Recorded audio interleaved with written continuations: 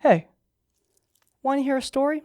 So, I was browsing through social media when I saw a ghost of my past, a screenshot of a mod list for Baldur's Gate 3. Not just any list, but an anti-woke mod list.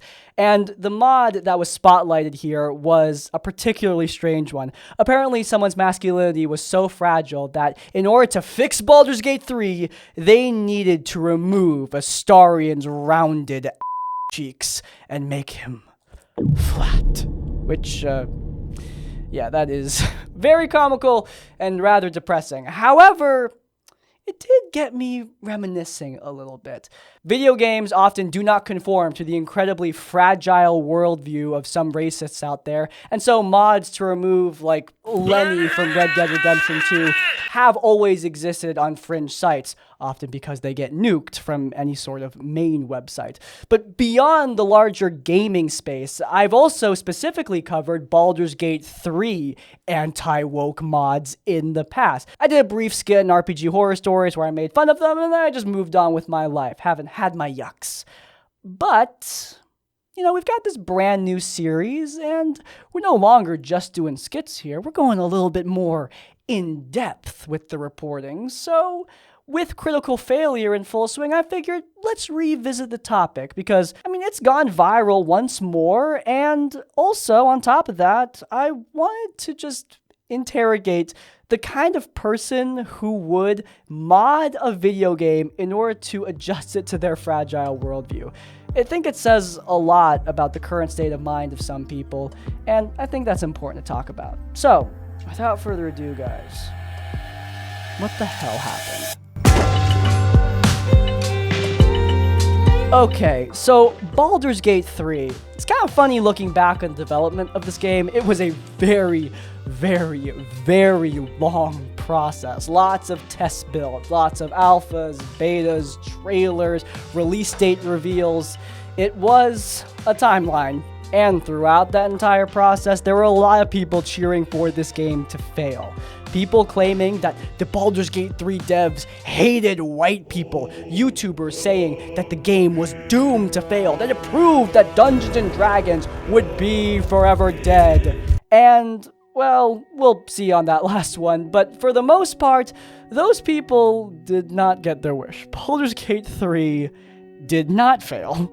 But that is grossly underselling it because Baldur's Gate 3 would go on to become Game of the Year, one of the most financially successful games in the past decade, and on top of that, a fan favorite that many would say is the greatest game of all time. Whether you are a big fan of tabletop role-playing games or you've never rolled a dice in your life, Baldur's Gate 3 was an incredible experience, a finely crafted piece of gaming art. We love Baldur's Gate 3, enough said, but while BG3's success was a good thing for any reasonable person, there were still those grifters out there who need to reconcile some things about their previous reporting.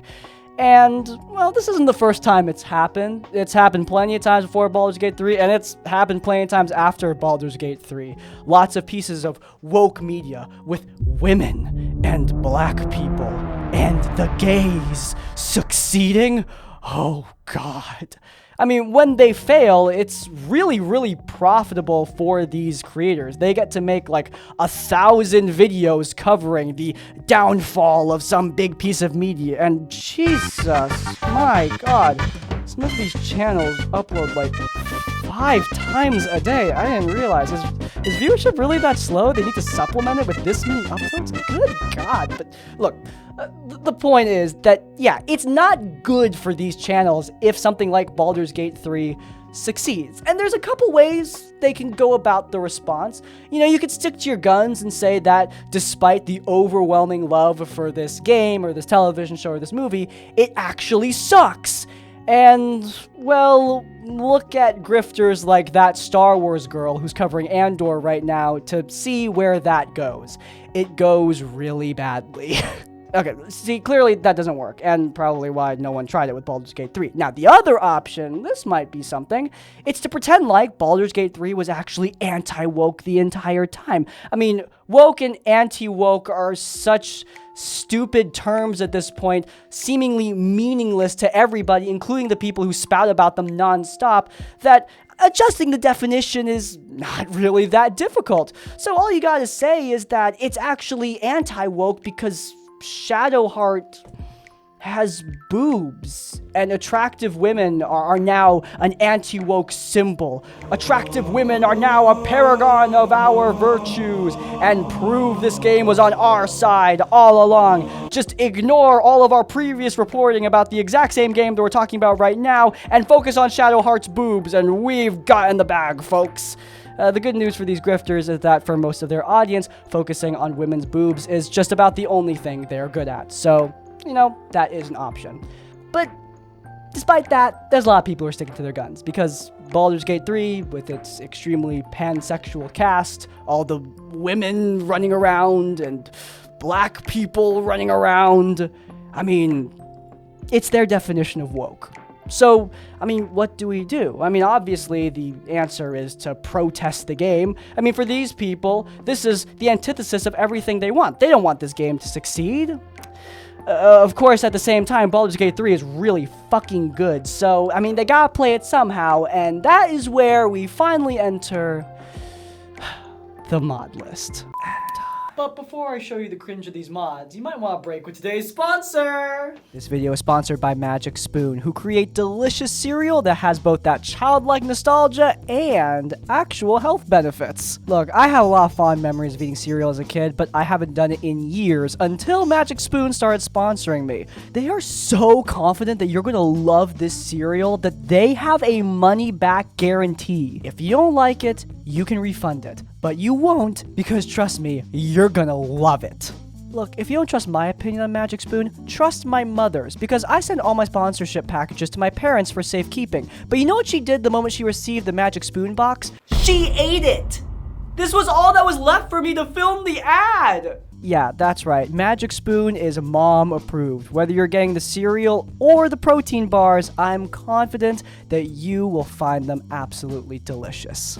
If you're interested, you can head down into the description down below or to the pinned comment where you can use my code or the link so that you can get $5 off your order of Magic Spoon. Thank you so much to Magic Spoon for sponsoring this week's videos. As always, supporting our sponsors does support us.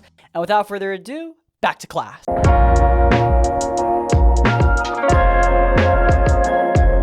As we said before, these mods are nothing new, but for Baldur's Gate 3, they needed to make a lot of changes. As I said, there's a lot of woke things running around. It's almost like if you're hateful enough, basically everything is woke. But yeah, for starters, we had the No Alphabets mod. This is the biggest one by far. It changed all the same-sex pairings so that the genders would be male-female for proper Christian heterosexuality, as God intended in the fantasy role-playing game. We also had the wonderful White Will mod. There were multiple ones, but this one in particular is a favorite of mine, as it just looks horrific. Like, seriously, Will looks like some kind of generic Tumblr sexy man or something like that. Like, what's with the sharp green eye? It's hideous. To make it clear, these mods never really got that popular because of course they didn't. Most people in the world are normal, but despite the small audience of these creations, they did get noticed. People did start talking about them. There were small articles written, and from those articles, Reddit posts were made, arguments were had, people were complaining, and therefore, large mod sites like the Nexus decided to nuke many of these mods from their ecosystem. And this is an event that many of these modders look at quite bitterly. This is like their personal version of 9/11. The loss of White Will damaged their hearts to no end. And yeah, it sucks when stuff gets deleted, but at the end of the day, that's Nexus practicing their good old freedom of speech. Guess what? They're a private entity. They can decide what they say and what they don't say. Because freedom of speech, it goes both ways. Like, yeah, you absolutely have the freedom to make a White Will mod, but the site that you publish it on has the freedom to say, no, We don't want that. If the government were to come down from their high walls and say, "You, Nexus mods, you must reinstate the anti-gay Baldur's Gate 3 creations at once," that would be the antithesis of freedom of speech. As I said before, it's both what you choose to say and not to say. You can have your mods, you just gotta do it somewhere else, I guess. But I think that is an argument that a lot of people here understand, and frankly, the people who need to hear it are not going to listen to it.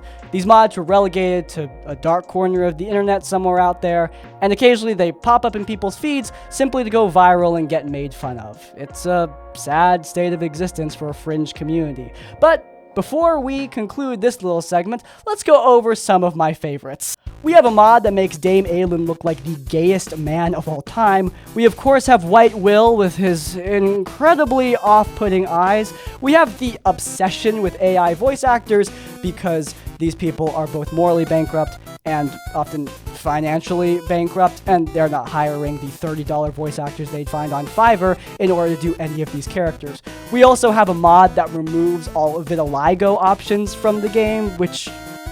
like, seriously, what's with the right's obsession with vitiligo? This is not the first time this has happened.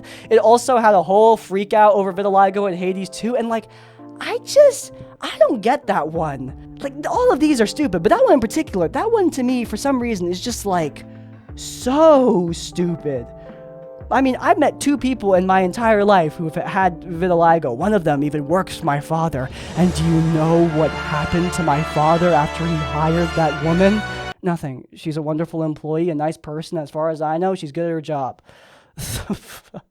Like, oh my god. And of course, to end it all off, thing that sent me down this entire rabbit hole once more.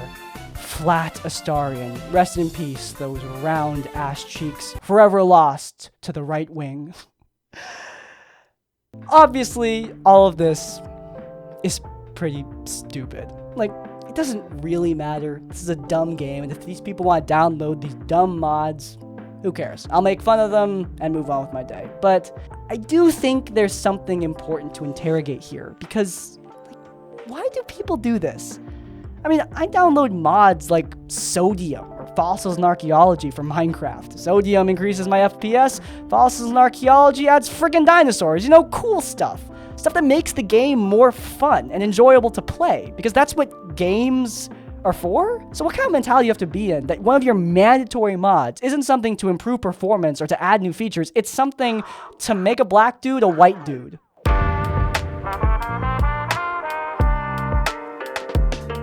You know, if you ask one of the modders or one of the people who download these mods why they're doing this, they don't just say, oh, it's because I'm racist or because I'm homophobic. They often try to reason it out, right? They try to say something like, oh my god, if I see a gay person in Baldur's Gate 3, it's like seeing a Volkswagen in Tolkien. It just breaks my immersion. And there's a variety of logical arguments you could use to counteract that. You could say that, while yes, in Tolkien, he didn't prominently feature any sort of gay characters in the story, fantasy is not exclusively Tolkien. It existed long before him and has existed after him. And both in fantasy that existed long before Tolkien and fantasy that existed after Tolkien, gay people have been very much present. Not only that, but they also exist in the real world. The point is that gay people exist. They've always existed. They're not a break on your immersion, they're just your reality. But that's the logical argument, and it's a mistake.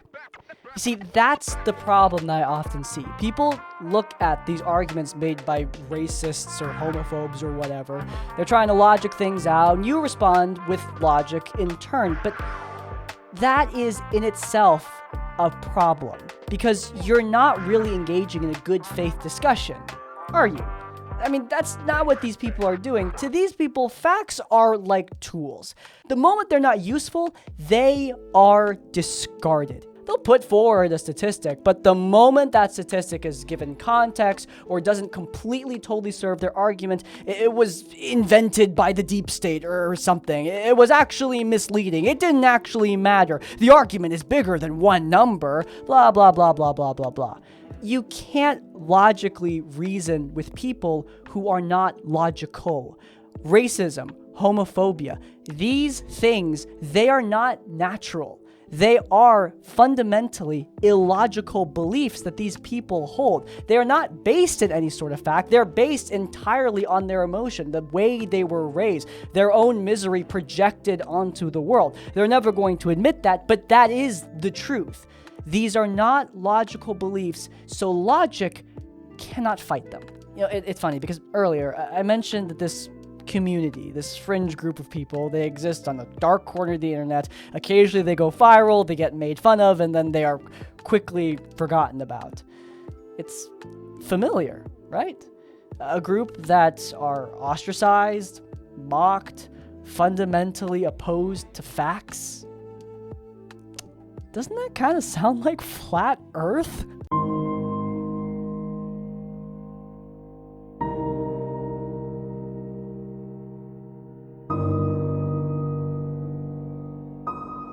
Random connection, I know, but follow me on this. Dan Olson made probably my favorite YouTube video of all time when he wrote Searching for a Flat Earth.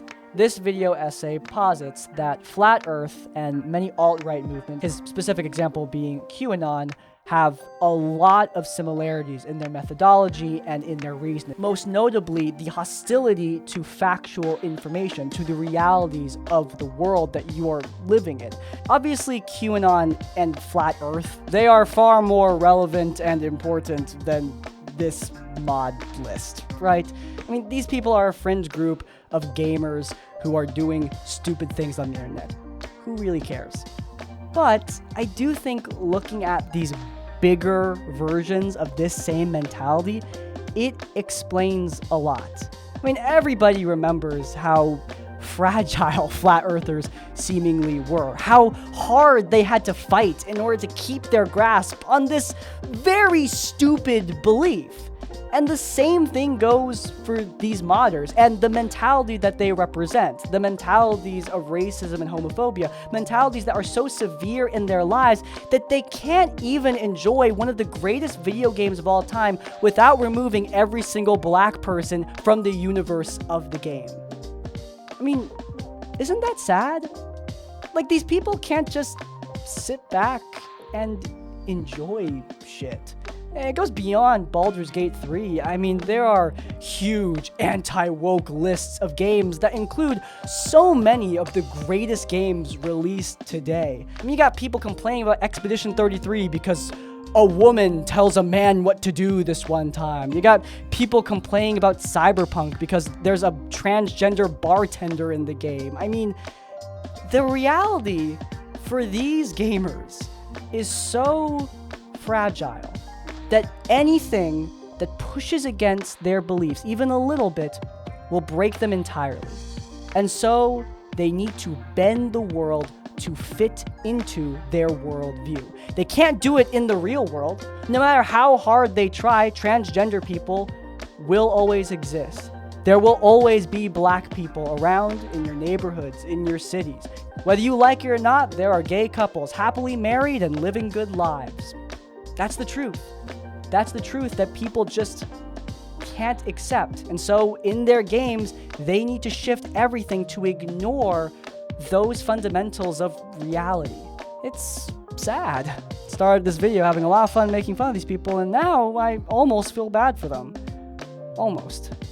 They may not want a literal flat earth, but the people who believe in this stuff want a metaphorically flat earth. A world where everybody is the same, where everybody falls into their narrow definition of the norm. But that world has never existed, doesn't exist now, and won't ever exist in the future. The closest they'll get to their flat earth is the flatness of Mata Destarian's ass cheeks.